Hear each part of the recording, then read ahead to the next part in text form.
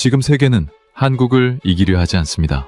아니, 감히 누르려 하지도 못합니다. 세계 최강 미군조차 7조 원을 쓰고 포기한 드론 방어망을 세계 최초로 완성하고, 전쟁으로 바다가 멈춘 지옥불 속에서도 우리가 멈추면 대한민국이 멈춘다며 전속력으로 물살을 가르는 유조선이 있는 나라이기 때문입니다. 단순히 돈이 많아서가 아닙니다. 1997년 국가 부도 위기에서 결혼 반지를 들고 은행으로 달려갔던 350만 명의 국민들. 사막의 모래바람 속에서 컵라면을 먹으며 기술을 닦았던 그 지독한 의리의 DNA가 만든 결과입니다. 러시아가 유독 한국에만 원유를 보내주고, 사우디 왕세자가 미사일 공격 직후 미국이 아닌 한국에 가장 먼저 전화를 건 이유가 바로 여기에 있습니다. 가장 견제받으면서도 가장 보호받는 나라. 전 세계가 대한민국 앞에서 쩔쩔 맬 수밖에 없는 소름 돋는 비밀을 지금 시작합니다. 시작 전 구독과 좋아요 한번 눌러주시면 영상 제작에 큰 힘이 됩니다. 그럼 시작하겠습니다. 2024년 봄, 저는 제자의 보고서를 읽다가 펜을 내려놨습니다. 미국, 중국, 러시아, 유럽, 세계 모든 강대국의 전략문서 한가운데 같은 이름이 반복되고 있었습니다. 대한민국. 안녕하세요. 저는 로버트 챔버스입니다. 하버드대학교 국제정치학과에서 30년 넘게 강의해온 교수입니다. 올해로 67이 됐고, 이번 학기가 제 마지막 강의입니다. 오늘 여러분께 드릴 이야기는 제가 평생 쌓아온 이론이 아닙니다. 그 이론이 완전히 흔들린 이야기입니다. 숫자를 하나 먼저 보여드리겠습니다. 국토 면적은 세계 109위, 인구는 5,200만 명, 석유 한 방울 나지 않고 찰광석도 없고 천연가스도 없습니다. 게다가 휴전선을 사이에 두고 핵무장 국가와 마주보고 있는 나라. 이 나라를 제 공식에 대입하면 결과는 하나입니다. 중간 국가, 주목할 필요 없음. 저는 그렇게 40년을 가르쳤습니다. 그런데 올봄 제자 하나가 제출한 보고서가 제 책상 위에 올라왔습니다. 제목은 단순했어요. 세계 공급망 재편과 전략적 허브 국가 분석. 50페이지짜리 보고서였는데 읽다 보니 이상한 점이 있었습니다. 미국 챕터에도 한국, 중국 챕터에도 한국, 러시아 재건 파트에도 한국, 중동 에너지 전환 파트에도 한국, 유럽 방산 챕터에도 한국. 저는 보고서를 덮고 잠시 창밖을 바라봤습니다. 이 학생이 한국에 너무 편향된 건 아닌가. 그래서 다른 제자들 보고서를 꺼냈습니다. 같은 패턴이었어요. 분야는 달랐지만 결론 근처에는 항상 같은 이름이 등장했습니다. 저는 그때 처음으로 진지하게 생각했습니다. 내가 이 나라를 제대로 본 적이 있기는 한 건가? 쉽게 말씀드리겠습니다. 제가 40년간 가르쳐온 국력의 공식은 간단합니다. 인구가 많아야 하고, 자원이 있어야 하고, 군사력이 강해야 합니다. 미국이 강한 이유, 중국이 무서운 이유, 러시아가 여전히 위험한 이유, 전부 이 세 가지로 설명이 됩니다. 그런데 이 공식으로는 도저히 설명이 안 되는 나라가 있었습니다. 자원은 없습니다. 인구는 5천만 명으로 중국의 25분의 1도 안 됩니다. 영토는 미국 캘리포니아주 하나보다 작아요.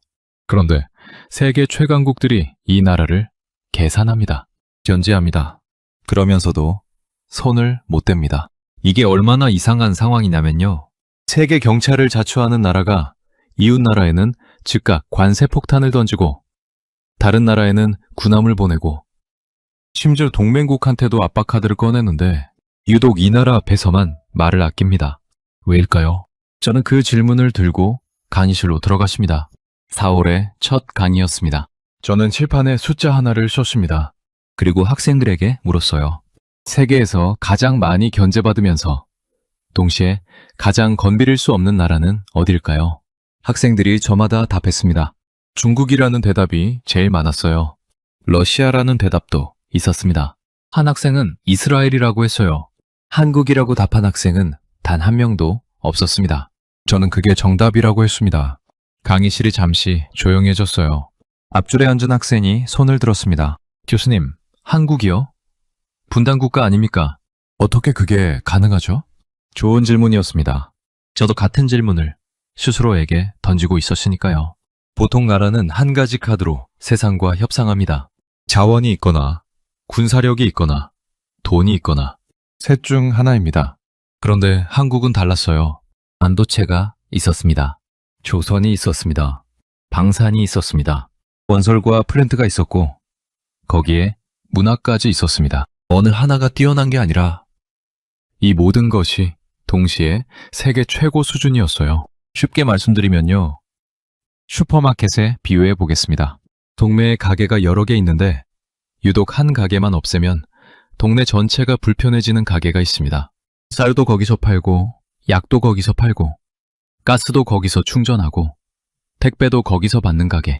주인이 마음에 안 들어도 가격이 조금 비싸도 결국 그 가게를 찾아갈 수밖에 없는 겁니다.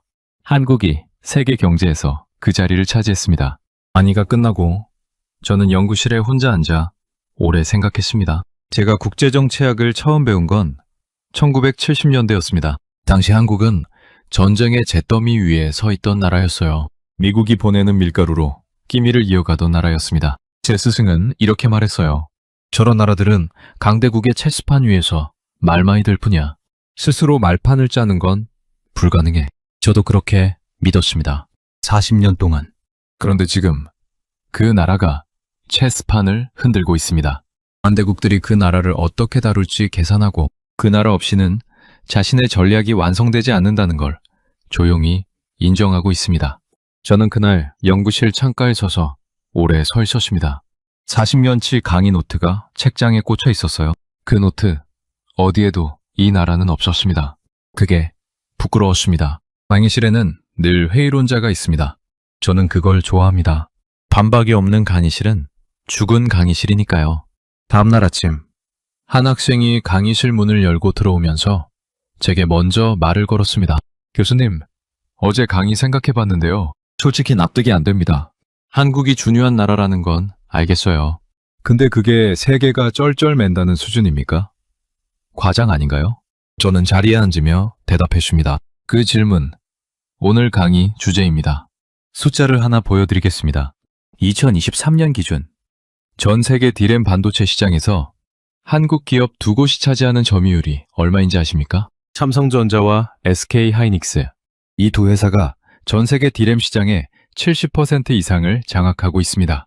HBM, 쉽게 말씀드리면 AI 서버에 들어가는 고성능 메모리인데요. 이건 더합니다. SK하이닉스 한 회사가 전 세계 시장의 90% 이상을 공급합니다.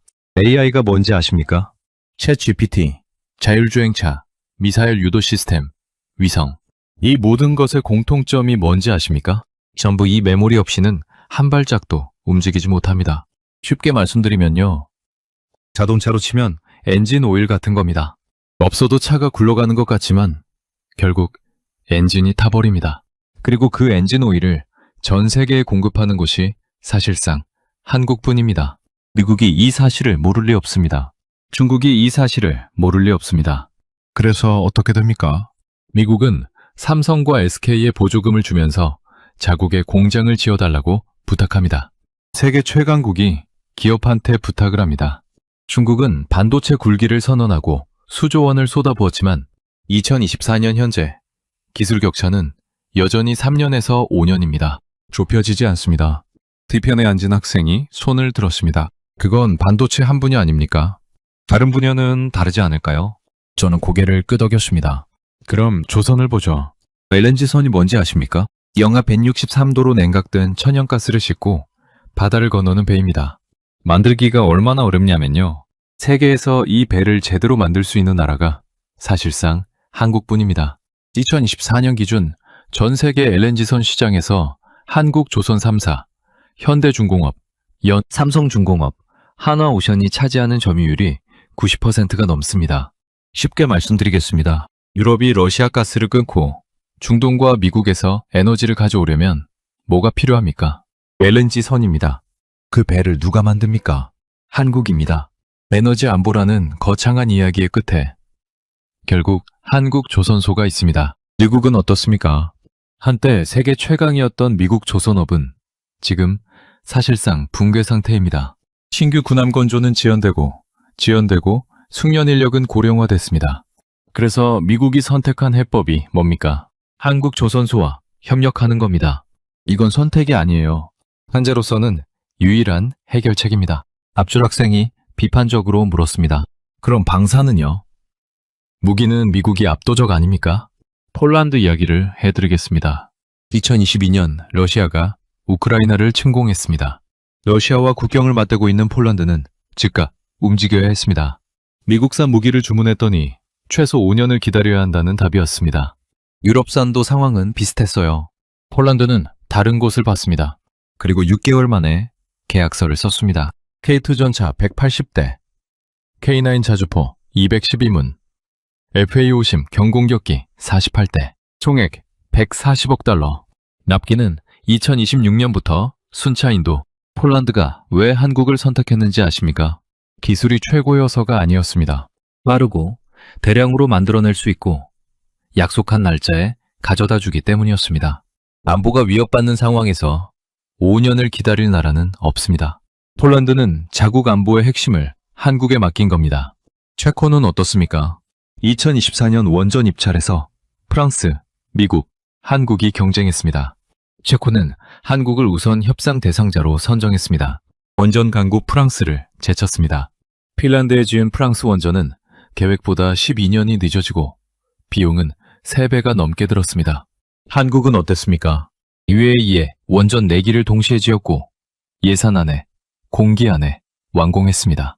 체코는 화려한 제안서보다 완성의 기록을 받습니다. 강의실이 조금 조용해졌습니다. 아까 반박하던 학생이 다시 손을 들었습니다. 교수님, 그러면 결국 한국이 뭔가를 잘 만드는 나라라는 거잖아요. 그게 세계가 견제한다는 것과 어떻게 연결됩니까? 저는 잠깐 생각하다가 이렇게 말했습니다. 연결고리를 하나 생각해 보십시오. 당신이 없으면 내 계획이 무너지는 사람이 있다면 당신은 그 사람을 어떻게 대합니까? 함부로 할 수 있습니까? 학생이 잠시 멈췄습니다. 못하죠. 그겁니다. 한국이 특별한 이유는 한 분야가 강해서가 아닙니다. 세계가 동시에 필요로 하는 여러 분야에서 대체할 곳이 없는 수준이 됐기 때문입니다. 반도체를 끊으면 AI가 멈춥니다. 조선을 끊으면 에너지 물류가 흔들립니다.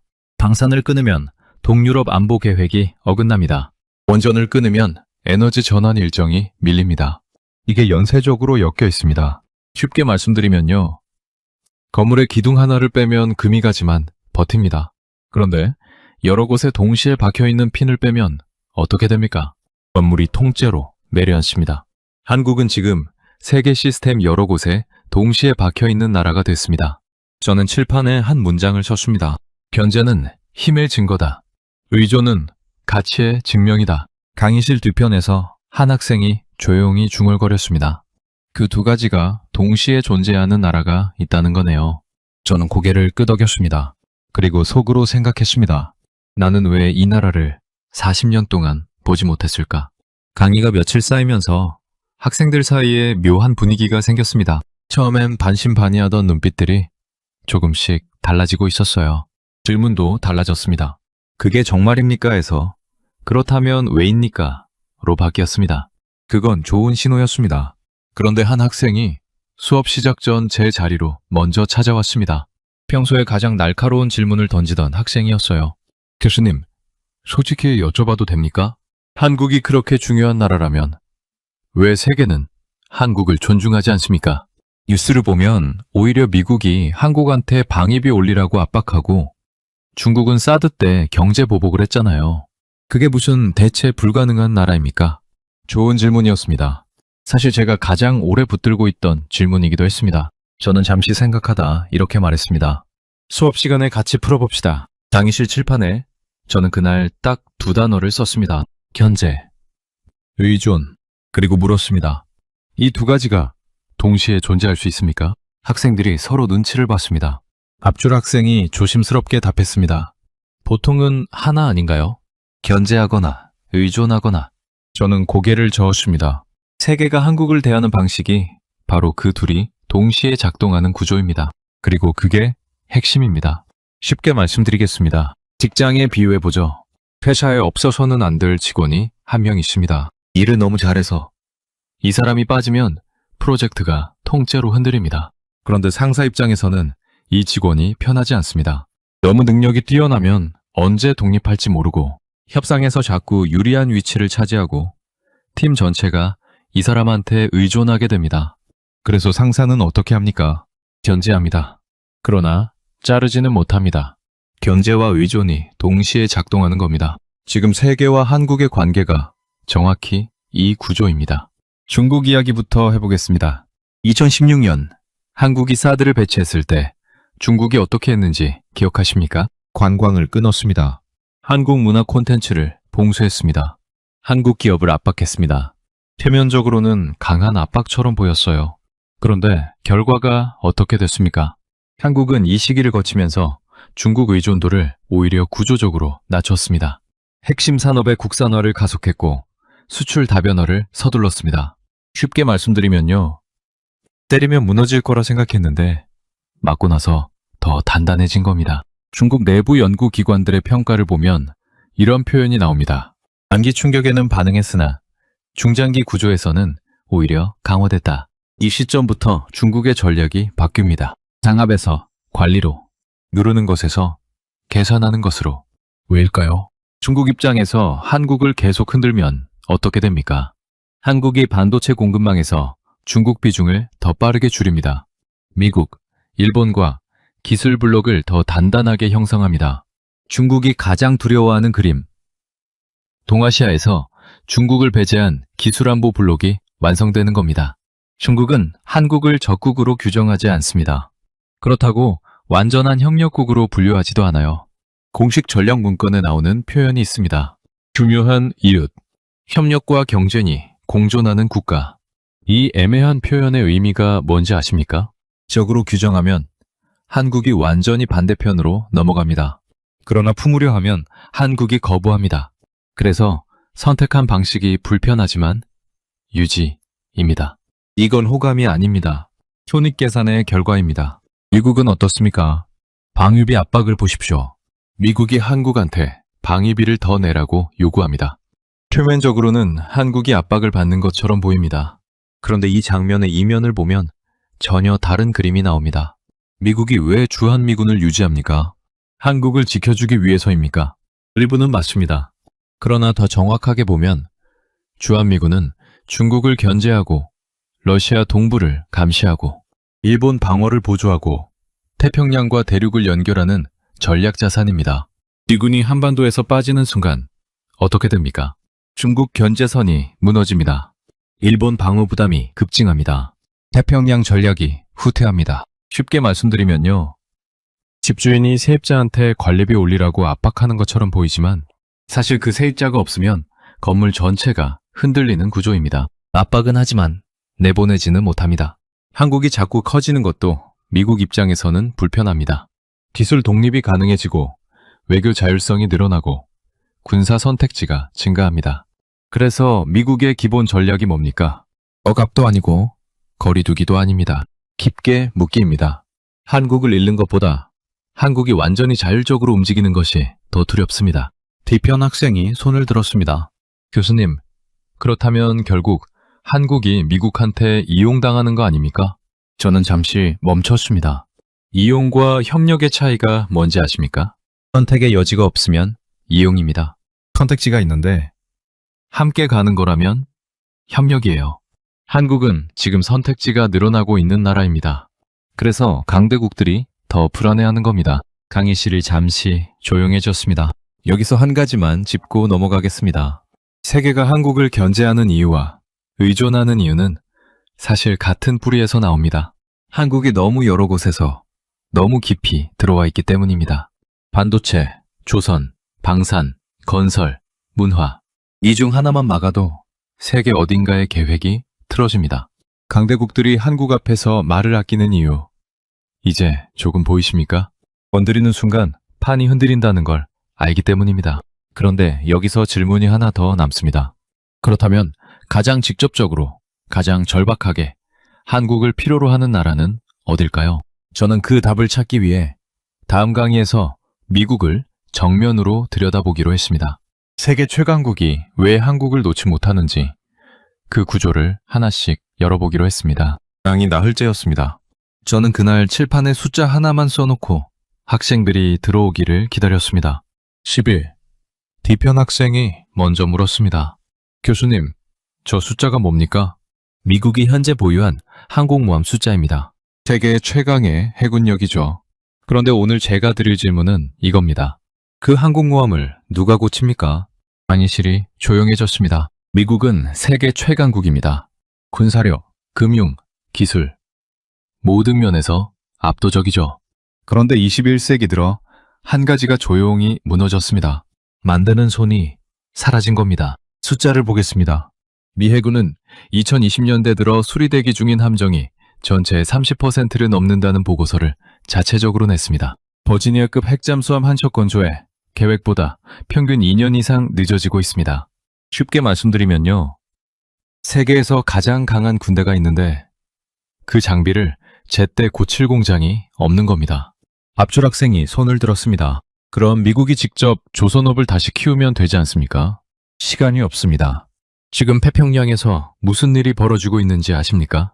중국은 지난 10년 사이 항공모함 2척을 진수했고 세 번째를 건조 중입니다. 중국의 목표는 단순합니다.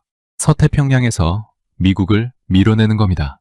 미국은 전 세계를 동시에 상대해야 합니다. 메소양도 봐야 하고 중동도 신경 써야 하고 태평양도 지켜야 합니다. 반면 중국은 서태평양 하나에만 집중하면 됩니다. 그래서 미국이 찾은 해답이 뭘까요? 한국입니다. 현대중공업, 삼성중공업, 하나오션 이 세 조선소의 연간 건조 능력을 합치면 미국 전체 조선소를 합친 것보다 많습니다. 납기를 지킵니다. 품질을 보장합니다. 대량 생산이 가능합니다. 그래서 2023년 미 해군 함정의 유지보수와 수리를 한국 조선소에서 진행하는 협력 협약이 체결됐습니다. 이건 산업협력이 아닙니다. 미국 패권 유지를 위한 응급처치입니다. 반도체 이야기도 해야겠습니다. HBM, 고대 역폭 메모리, AI 서버의 성능을 결정하는 핵심 부품입니다. 엔비디아가 아무리 좋은 GPU를 만들어도 이 메모리가 없으면 제 성능이 나오지 않습니다. 쉽게 말씀드리면요. 엔진을 아무리 좋게 만들어도 연료가 없으면 차가 안 갑니다. 그 연료를 만드는 곳이 SK 하이닉스입니다. 전 세계 HBM 시장 점유율 90% 이상. 대체제가 없습니다. 미국이 어떻게 했는지 아십니까? 삼성전자와 SK 하이닉스에 보조금을 제공하면서 미국 내 공장을 지어달라고 요청했습니다.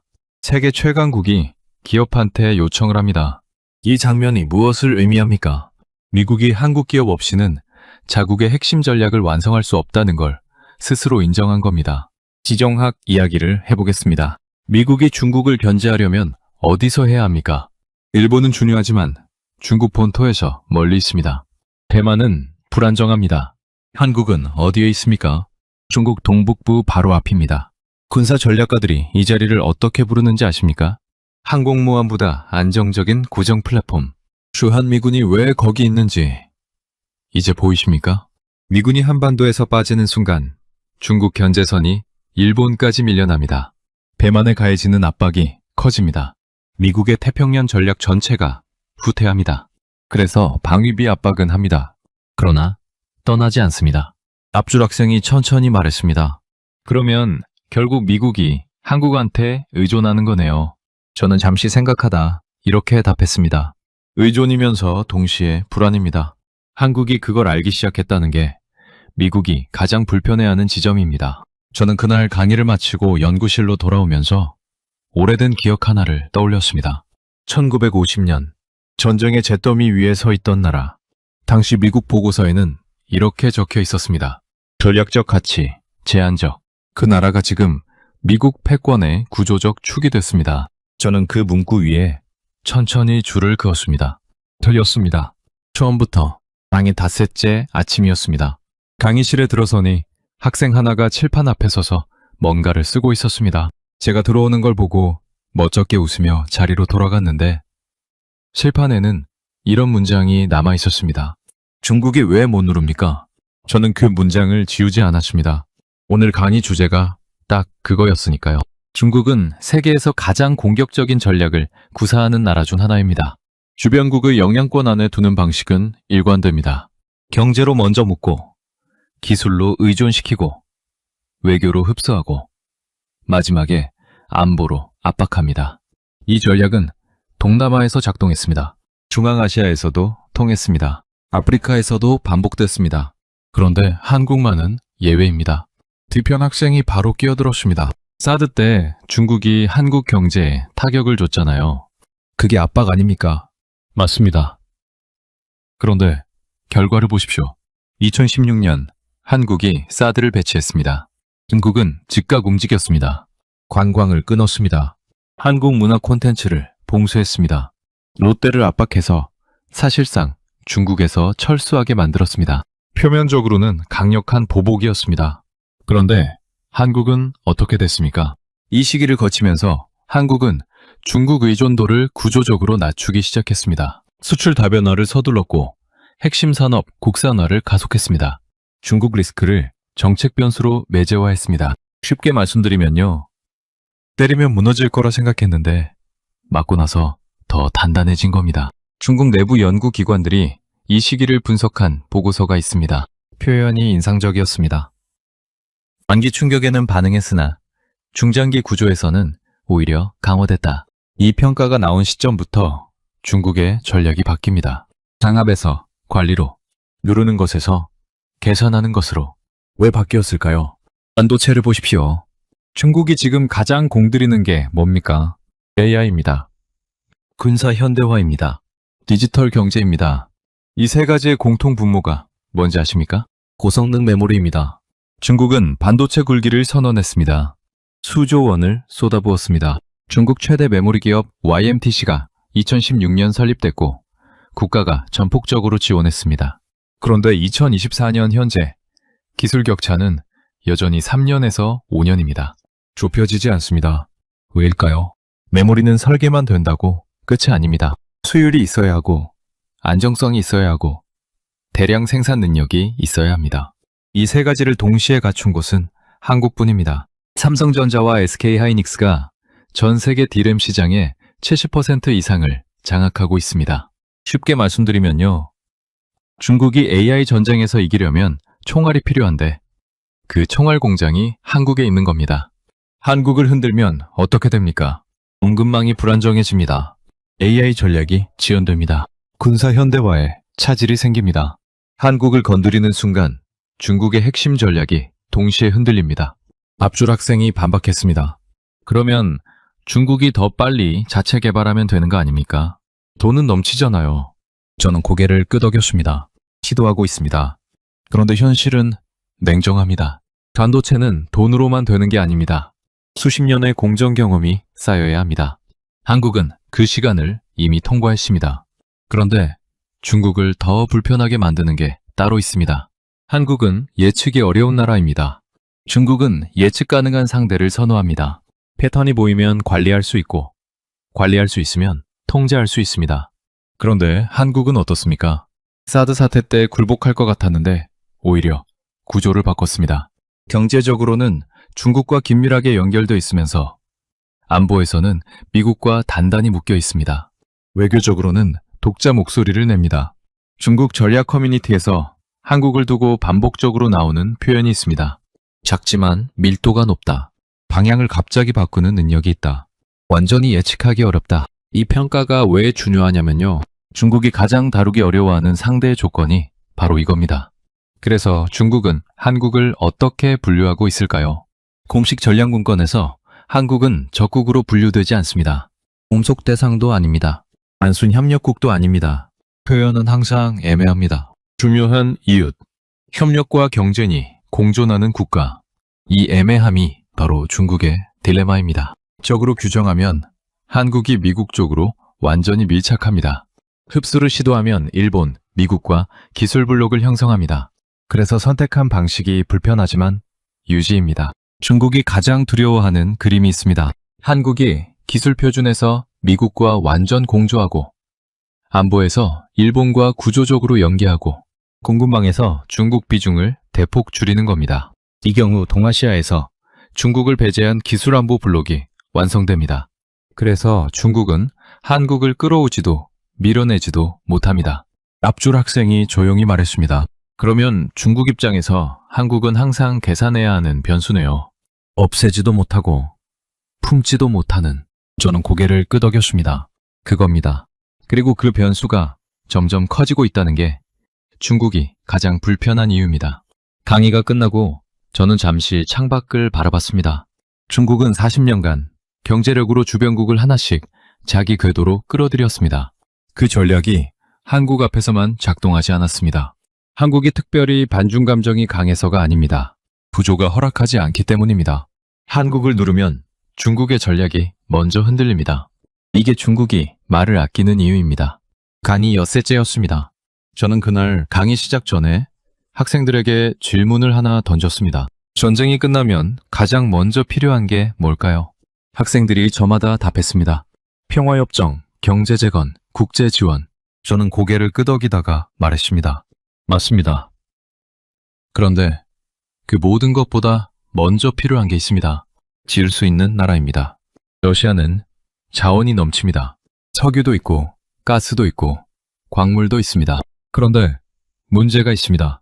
자원을 도시로, 산업으로, 인프라로 바꾸는 능력이 부족합니다. 소련 붕괴 이후 제조업이 공동화됐고 대규모 프로젝트 관리 역량에 공백이 생겼습니다. 쉽게 말씀드리면요.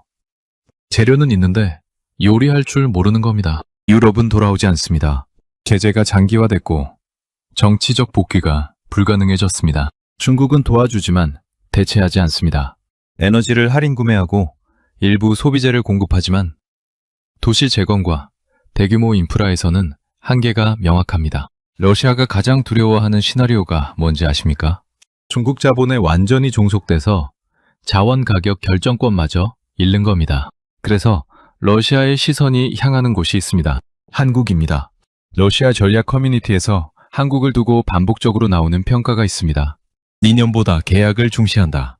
그리고 무엇보다 완공시킨다. 러시아는 한국을 비우호국으로 지정했습니다. 그러나 적국으로는 분류하지 않았습니다. 원쟁 중에도 한국은 선을 넘지 않았고 외교적 여지를 유지했습니다. 전쟁은 끝나면 재건이 시작됩니다. 러시아는 이미 그 다음을 계산하고 있고 그 계산 안에 한국이 들어 있습니다. 중동 이야기를 해보겠습니다. 석유의 시간이 끝나가고 있습니다. 글로벌 탈탄소, 전기차 전환, 재생에너지 확대.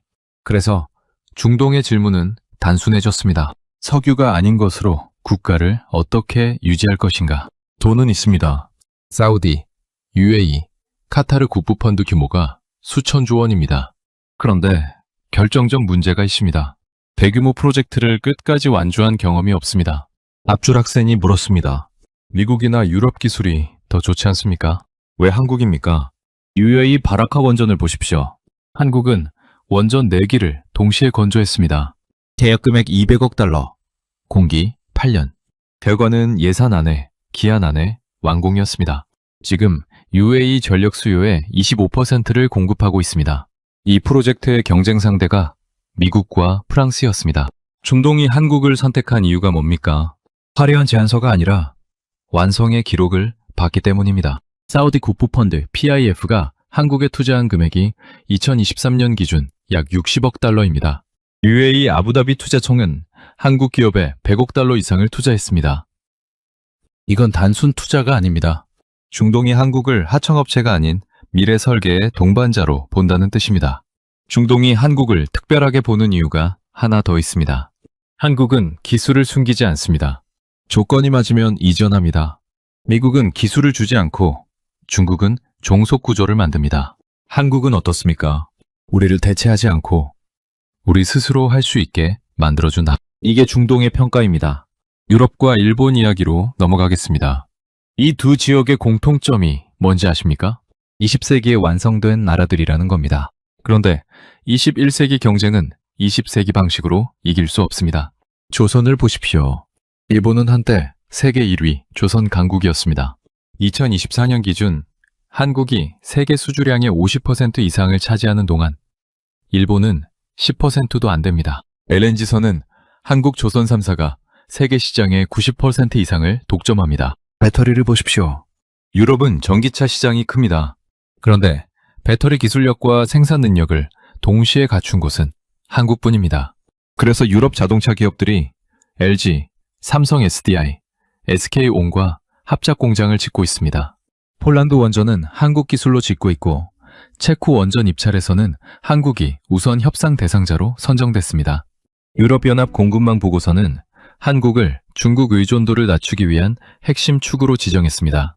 뒤편 학생이 조용히 말했습니다. 러시아도 중동도 유럽도 전부 다른 이유로 한국을 필요로 하는 거네요. 저는 고개를 끄덕였습니다. 러시아는 지을 나라가 필요합니다. 중동은 미래를 설계할 나라가 필요합니다. 유럽은 전환을 함께할 나라가 필요합니다. 그리고 세 곳 모두에서 그 답이 한국으로 향하고 있습니다. 강의를 마치고 저는 연구실로 돌아와 지도를 펼쳤습니다.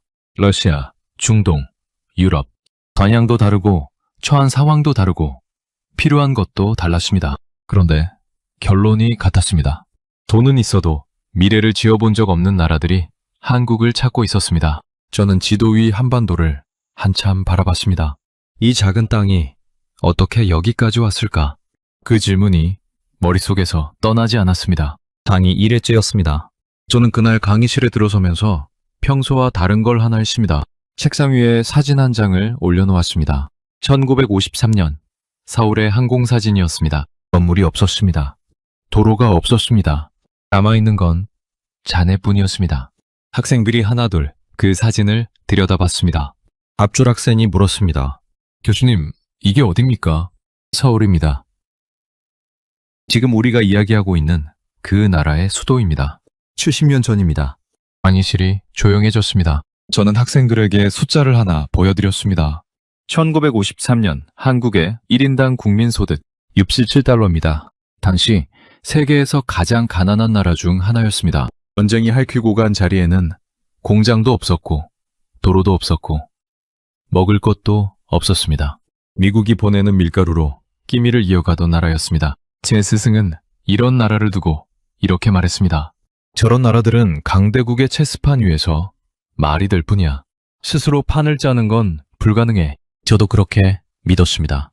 그런데 지금 그 나라의 1인당 국민소득이 얼마인지 아십니까? 33,000달러입니다. 70년 만에 500배가 됐습니다. 경제사학자들이 이 숫자를 보고 뭐라고 합니까? 인류 역사상 유례가 없는 압축 성장이라고 합니다. 어떤 나라도 이 속도로 여기까지 온 적이 없습니다. 뒤편 학생이 손을 들었습니다. 교수님, 그건 경제 성장 이야기 아닙니까? 그게 왜 세계가 한국을 필요로 하는 것과 연결됩니까? 저는 잠시 생각하다 말했습니다. 연결고리가 하나 있습니다. 한국은 바닥에서 꼭대기까지 올라온 나라입니다. 그 모든 단계를 직접 통과했습니다. 그게 왜 중요한지 오늘 이야기해 보겠습니다. 한국이 걸어온 길을 한번 보겠습니다. 1960년대 한국은 섬유와 신발을 만들었습니다. 값싼 노동력이 전부였습니다. 1970년대에는 철강과 조선으로 올라섰습니다. 포항제철이 세워졌고 조선소가 들어섰습니다. 1980년대에는 자동차와 전자로 확장했습니다. 1990년대에는 반도체가 핵심 산업이 됐습니다. 2000년대에는 스마트폰과 디스플레이로 세계 시장을 장악했습니다. 그리고 지금은 배터리, AI 반도체, 방산, 원전까지 뻗어 있습니다. 이 흐름이 뭘 의미하는지 아십니까? 한국은 산업화의 모든 단계를 순서대로 통과했습니다. 저부가 제조에서 시작해서 중간재로, 핵심 부품으로, 첨단 기술로 이 경로를 실제로 밟아본 나라가 얼마나 됩니까? 미국은 처음부터 강대국이었습니다. 유럽은 산업혁명의 원조입니다. 일본도 한국보다 훨씬 앞서 시작했습니다. 이 나라들은 아래에서 위까지 올라오는 경험이 없습니다. 한국만이 그 전체 경로를 압축해서 통과했습니다. 쉽게 말씀드리면요. 밑바닥부터 꼭대기까지 계단을 전부 밟아본 사람만이 각 계단이 얼마나 가파른지, 어디서 미끄러지는지, 어떻게 올라서는지를 압니다. 한국은 그 계단을 전부 알고 있는 나라입니다. 그래서 세계가 한국을 찾는 이유가 여기 있습니다. 러시아는 전후 재건을 해야 합니다. 중동은 석유 이후 산업국가를 만들어야 합니다. 베트남은 저부가 제조에서 벗어나야 합니다. 인도네시아는 자원 수출국에서 산업국가로 전환해야 합니다. 이 나라들이 가는 길 위에 이미 발자국을 남긴 나라가 있습니다. 한국입니다. 앞줄 학생이 물었습니다. 그런데 교수님, 한국이 그걸 가르쳐 줄 이유가 있습니까? 자기 경쟁자를 키우는 거 아닙니까? 저는 고개를 저었습니다. 한국이 베트남에 공장을 짓는 건 경쟁자를 키우는 게 아닙니다. 공급망의 확장입니다. 한국이 설계하고 기술을 이전하면 그 나라는 한국의 생산 네트워크 안으로 들어옵니다. 가르치는 게 아니라 함께 묶이는 겁니다. 저는 그날 강의 마지막에 학생들에게 이런 이야기를 했습니다. 여러분, 한국이 세계에서 가장 많이 개선되는 나라가 된 이유를 저는 오래 찾았습니다. 처음에는 기술 때문이라고 생각했습니다. 그 다음에는 지정학 때문이라고 봤습니다. 그런데 가장 깊은 곳에는 다른 것이 있었습니다. 한국은 불가능해 보이는 길을 실제로 걸어온 나라입니다. 잿더미에서 시작했습니다. 아무것도 없었습니다. 자원도 없었고, 자본도 없었고, 기술도 없었습니다.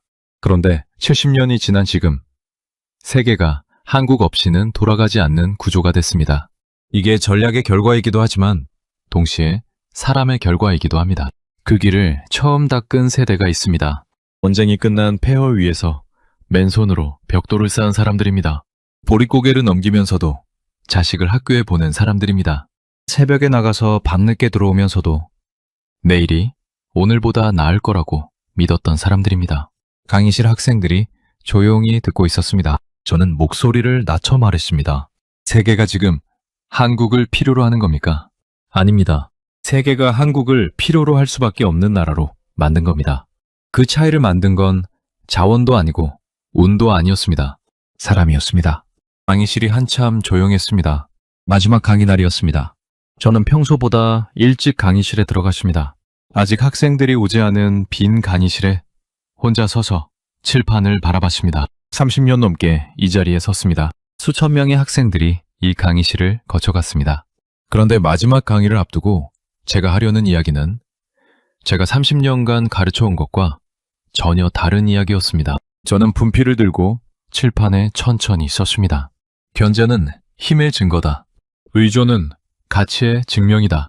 그리고 그 아래 한 줄을 더 썼습니다. 두 가지가 동시에 존재하는 나라. 학생들이 하나둘 들어오기 시작했습니다. 칠판의 문장을 보고 서로 눈빛을 교환했습니다. 자리가 다 찼을 때 저는 강의를 시작했습니다. 오늘은 지난 한 학기를 정리하는 날입니다. 그런데 정리하기 전에 한 가지만 먼저 묻겠습니다. 여러분, 강대국이 뭐라고 생각하십니까? 학생들이 저마다 답했습니다. 군사력, 경제 규모, 기술력, 영토. 저는 고개를 끄덕였습니다. 다 맞습니다. 그런데 제가 이번 학기에 배운 건 다릅니다. 강대국의 조건이 아니라 강대국도 손댈 수 없는 나라의 조건입니다. 지난 한 학기 동안 우리가 들여다본 것들을 다시 한번 보겠습니다. 미국은 세계 최강국이지만 함정을 만드는 손이 사라졌고 AI 패권을 유지하는 연료가 부족합니다. 그 공백을 한국이 채우고 있습니다. 중국은 세계 최대 인구와 경제를 가졌지만 메모리 반도체의 결정적 공백을 스스로 메우지 못합니다. 그 공백에 한국이 있습니다. 러시아는 자원이 넘치지만 전후 재건을 혼자 완성할 수 없습니다. 그 빈자리를 채울 나라로 한국을 개선하고 있습니다. 중동은 수천조 원의 돈이 있지만 미래를 지어본 경험이 없습니다. 그 경험을 가진 나라가 한국입니다. 유럽과 일본은 20세기를 완성했지만 21세기 전환에서 막혔습니다. 그 전환의 핵심 고리에 한국이 들어있습니다. 뒤편 학생이 손을 들었습니다. 교수님, 그런데 한국이 이 위치를 언제까지 유지할 수 있습니까? 언젠가 대체되지 않겠습니까? 저는 잠시 생각했습니다. 좋은 질문입니다. 그런데 질문을 조금 바꿔보겠습니다. 한국을 대체하려면 무엇이 필요합니까? 반도체 기술만 따라잡으면 됩니까? 조선 역량만 갖추면 됩니까? 방산 생산 능력만 있으면 됩니까? 학생이 고개를 저었습니다. 전부 다 해야 하는 거네요. 그겁니다. 한국은 한 분야가 강한 게 아닙니다. 세계가 동시에 필요로 하는 여러 분야에서 연쇄적으로 대체 불가능한 위치를 만들었습니다.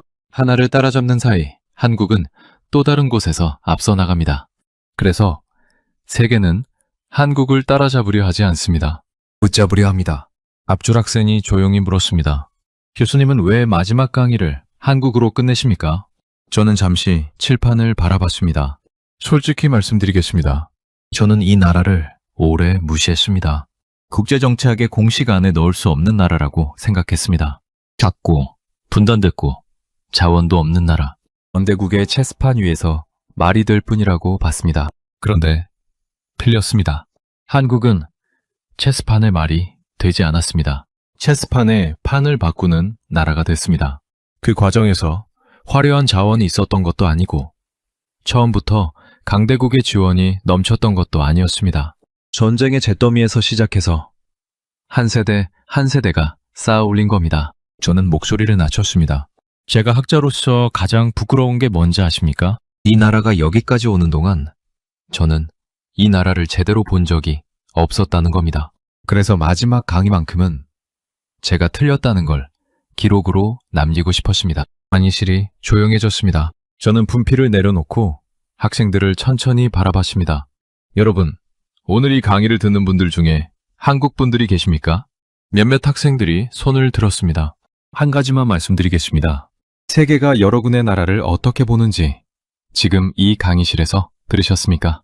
강대국들이 여러분의 나라를 견제하는 이유가 뭔지 아십니까? 위협이 되기 때문이 아닙니다. 없어서는 안 되기 때문입니다. 그 자리를 만든 사람들이 누굽니까? 학생들이 조용히 듣고 있었습니다. 여러분의 부모님 세대입니다. 여러분의 할아버지, 할머니 세대입니다. 아무것도 없던 땅에서 시작해서 세계가 계산하지 않을 수 없는 나라를 만들어낸 사람들입니다. 그분들이 새벽에 나가고 밤늦게 들어오면서 쌓아 올린 것들이 지금 이 강의실에서 제가 설명하는 세계 구조의 일부가 됐습니다. 저는 잠시 말을 멈췄습니다. 그분들께 감사하다고 말씀드린 적이 있습니까? 오늘 집에 가시면 꼭 한번 전해드리십시오. 강의가 끝났습니다. 학생들이 하나둘 강의실을 빠져나갔습니다. 저는 마지막으로 칠판에 쓴 문장을 한참 바라봤습니다. 변제는 힘의 증거다. 의존은 가치의 증명이다. 30년 전 저는 힘 있는 나라만이 세계를 움직인다고 가르쳤습니다. 그 공식이 틀리지는 않았습니다. 그런데 불완전했습니다. 세계는 힘만으로 굴러가지 않습니다. 없어서는 안 되는 가치를 가진 나라가 있어야 합니다. 그리고 지금 그 자리에 한국이 있습니다. 저는 분필가루가 묻은 손을 천천히 털었습니다. 30년 강의의 마지막 결론이 이렇게 날 줄은 몰랐습니다. 세계가 가장 필요로 하는 나라, 세계가 가장 계산하는 나라, 세계가 가장 건드리기 두려운 나라. 그 나라는 중국도, 러시아도, 미국도 아니었습니다. 폐허에서 시작한 그 나라였습니다. 오늘 이 이야기를 보시면서 어떤 생각이 드셨습니까? 댓글에 대한민국 자랑스럽다 한마디만 남겨주세요. 여러분의 댓글 하나가 이 이야기를 더 많은 분들께 전하는 힘이 됩니다. 좋아요와 구독도 꼭 눌러주시면 감사하겠습니다.